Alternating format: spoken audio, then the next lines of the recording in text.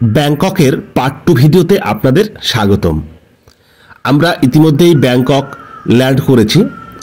এখন ব্যাংকক সময় মোটামুটি ভোর 5টা। দেখতে পাচ্ছেন প্লেন থেকে সকলেই বেরিয়ে আসছে। আমরা এখন এখান থেকে হাঁটতে হাঁটতে অনেকটা আমাদেরকে হাঁটতে হবে। তারপরে আমরা যাব ইমিগ্রেশন চেকে। ইমিগ্রেশনে আমরা পাসপোর্টের ওপরে ছাপ্পা মারিয়ে নেব, কারণ আমরা ব্যাংককে পৌঁছেছি। সেটা এখানে কাউন্টিং হবে, ইমিগ্রেশন হবে। ইমিগ্রেশনের পর আমরা লাগেজ নিয়ে বাইরে যাব। তো চলুন আস্তে আস্তে হাঁটতে থাকি। এয়ারপোর্টের মধ্যে হাঁটতে হাঁটতেই একটু এগিয়েই সামনে দেখতে পেলাম এখানে সিম কার্ড বিক্রি হচ্ছে।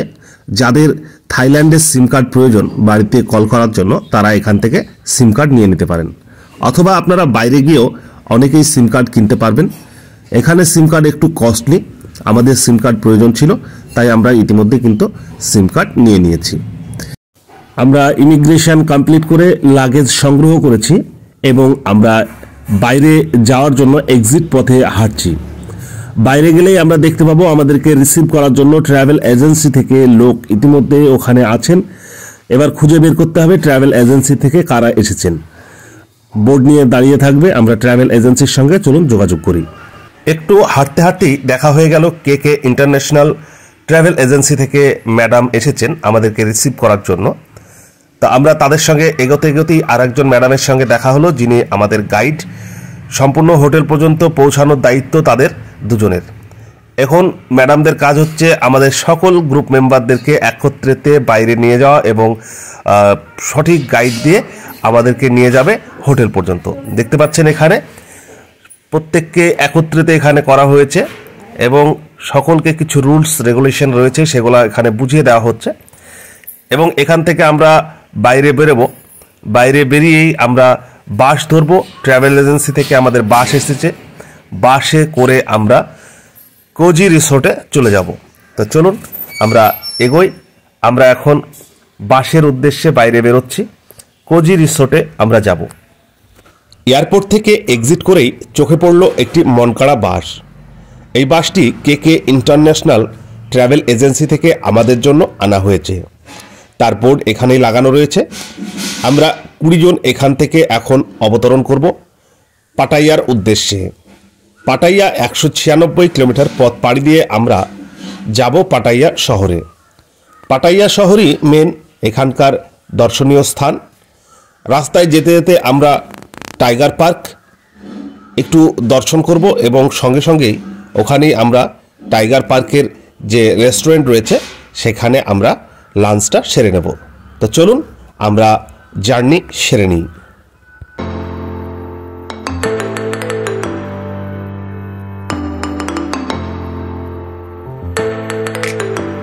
প্রায় 50 কিলোমিটার পথ অতিক্রম করে এখন আমরা আমাদের বাস হোল্ড করেছি। 1 ঘন্টার জন্য এখানে বাস হোল্ড করবে। আমাদের সকলেই এখন দেখতে পাচ্ছেন নিচে আসছে বাসে থেকে। আমরা এখন টাইগার পার্কে যাব। টাইগার পার্কের বিশেষ যে সিন রয়েছে, আপনি পার্কে বসেই বাঘ দেখতে পাবেন, রয়্যাল বেঙ্গল টাইগার, এবং সেখানেই আপনি আপনার খাওয়া দাওয়াটা সেরে নিতে পারেন। তা আমরা রেস্টুরেন্টের দুপুরের খাওয়াটা এখন এখানে সারবো। তো চলুন আমরা পার্কের ভেতরে ঢুকি। এখানে দেখতে পাচ্ছেন মেইন গেটেই লেখা রয়েছে রয়্যাল বেঙ্গল টাইগার। তা আমরা গেটে এন্ট্রি করছি। এন্ট্রি করে ভেতরে যেতেই দেখতে পাচ্ছি বিশাল আকৃতির একটি রেস্টুরেন্ট এবং বুফে সিস্টেম রেস্টুরেন্ট। আপনি এখানে এসে আপনার যা পছন্দের খাবার আপনি খেতে পারেন। সম্পূর্ণ বুফে সিস্টেম রয়েছে, আপনি আপনার পছন্দের খাবার ইচ্ছে মতো তুলে তুলে এখানে খাবেন। বুফের দু সাইডে দেখতে পাচ্ছেন গভীর অরণ্য, সেই অরণ্যতেই রয়্যাল বেঙ্গল টাইগার রয়েছে, সেগুলোও আমরা দেখতে পাবো। আর দেরি করব না, আমরা এখানে খাওয়া দাওয়াটা সেরে নেব। তার জন্য সর্বপ্রথম আমরা প্লেট সংগ্রহ করব। এখান থেকে প্লেট সংগ্রহ করে আমরা আমাদের পছন্দের খাবারগুলো এখান থেকে নিয়ে নেব এবং যে কোনো টেবিলে বসে আমরা এটা শেষ করব। আমরা আমাদের প্লেটে খাবার সংগ্রহ করেছি। ইতিমধ্যে দেখছেন আমাদের সকলেই এখানে টিমের যারা রয়েছেন তারা খাওয়া দাওয়া শুরু করেছে। আমাদের বালা স্যার রয়েছেন, অচিন্ত স্যার রয়েছেন এইদিকে, এবং একটু এগিয়ে গেলে দেখতে পাচ্ছেন যত মেম্বার রয়েছে তারা সকলেই কিন্তু ইতিমধ্যেই খাওয়া কিন্তু এখানে শুরু করেছে। আমাদের গ্রেট লিডার রাজদা তিনি এখানে রয়েছেন। আমিও খাবার নিয়েছি অল্প বিস্তর। তো এখানে খাওয়া শুরু করলাম। চলুন খাওয়াটা শেষ করি, একটু মজা করে খাওয়া হবে। আপনারাও আমাদের সঙ্গে থাকুন।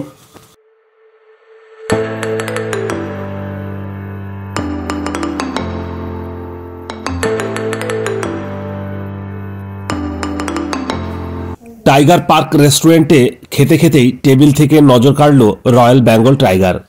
দেখতে পাচ্ছেন আমাদের টেবিলের ঠিক পাশেই কাচের ওপাশে রয়েছে বেঙ্গল টাইগার। একটা নয় দুটো নয়, বেশ কয়েকটি বাঘ রয়েছে এর ভেতরে। তারা এখানে সুন্দরভাবে বসে রয়েছে। তো যাই হোক, আমরা খাওয়াটা শেষ করে এবার বাইরের কিছু দৃশ্য আপনাদের সঙ্গে তুলে ধরব এবং আমরা বেরিয়ে যাব এখান থেকে পাটাইয়ার উদ্দেশ্যে। আমাদের রেস্টুরেন্টে খাওয়া দাওয়া এবং টাইগার পার্ক ঘোরা কমপ্লিট হয়েছে। ম্যাডাম হাত নাড়াচ্ছে। আমরা এখানে দাঁড়িয়ে রয়েছি, আমাদের বাস পার্কিংয়ে রয়েছে। বাসটা আসলেই আমরা এখান থেকে গাড়ি ছেড়ে চলে যাব। একটু এগোলেই দেখতে পাচ্ছি রাজদা এখানে হাই করছে এবং পেছনে রয়েছেন আমাদের বালা স্যার। তো সকল মিলেই এখানের যে সিন খুব ভালো কাটলো। আমরা এবার বাসে করে চলুন পাটাইয়ার উদ্দেশ্যে রওনা দিই।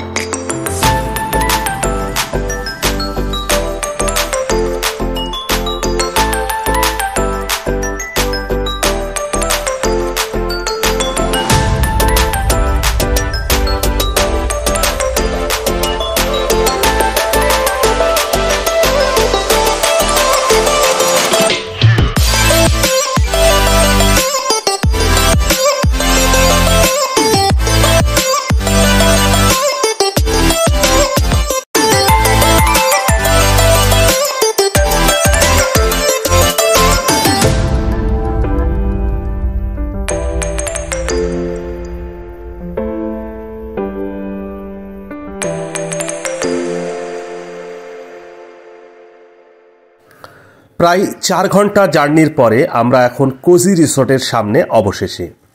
বাস থেকে সকলেই একে একে করে নামছে। আমাদের লাগেজগুলো এখান থেকে বের করে হোটেলের মধ্যে ইন করা হচ্ছে। আমরা এখন হোটেলে প্রবেশ করব। হোটেলের কিছু ক্রাইটেরিয়া রয়েছে। আমরা পাসপোর্ট এখানে জমা করছি। পাসপোর্ট জমা করে আমাদের হোটেলের যে রুম পাবো আমরা, সেই রুমের চাবিটা আমরা নেব এখান থেকে এবং আমরা আমাদের রুমে গিয়ে রুমটা কেমন কোয়ালিটির পেয়েছি সেটাও আপনাদের সামনে একটু শেয়ার করব। চলুন আমরা চলে যাই রুমে। এখান থেকে ওয়াইফাই পাসওয়ার্ড নিতে ভুলবেন না। আমরা ওয়াইফাই পাসওয়ার্ডটা এখান থেকে সংগ্রহ করে নিয়েছি, কারণ অনেকেরই সিম থাকে না, তারা ওয়াইফাই এখান থেকে বাড়িতে কথা বলতে পারবেন। তো চলুন আর কথা না বাড়িয়ে আমরা চলে যাই আমাদের এবার ঘরে। আমরা সেকেন্ড ফ্লোরে 212 নম্বর রুমের চাবি পেয়েছি।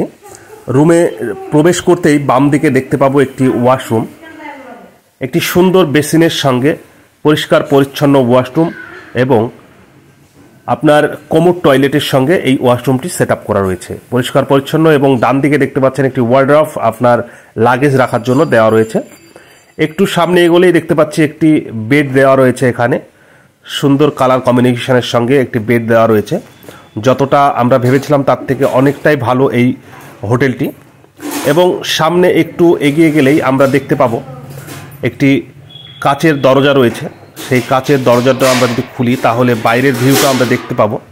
এটা কিন্তু অ্যাকচুয়ালি হোটেলের ভেতরে দুই দিকের অংশের মাঝের অংশটা। এখানে একটি সুইমিং পুল আছে এবং এক ঘরের সঙ্গে সামনে ঘরের সমস্ত ঘরের সঙ্গে কানেকশান করা রয়েছে, সেগুলোও কিন্তু আমরা এখান থেকে দেখতে পাবো।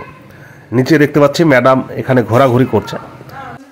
এবার চলুন রিসোর্টের 5 তলার ছাদে।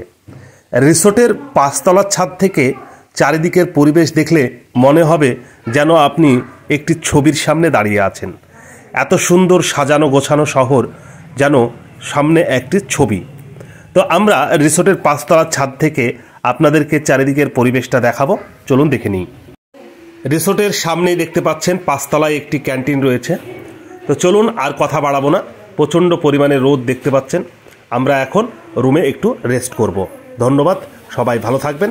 তৃতীয় পর্ব দেখার জন্য আমাদের চ্যানেলটি সাবস্ক্রাইব করবেন।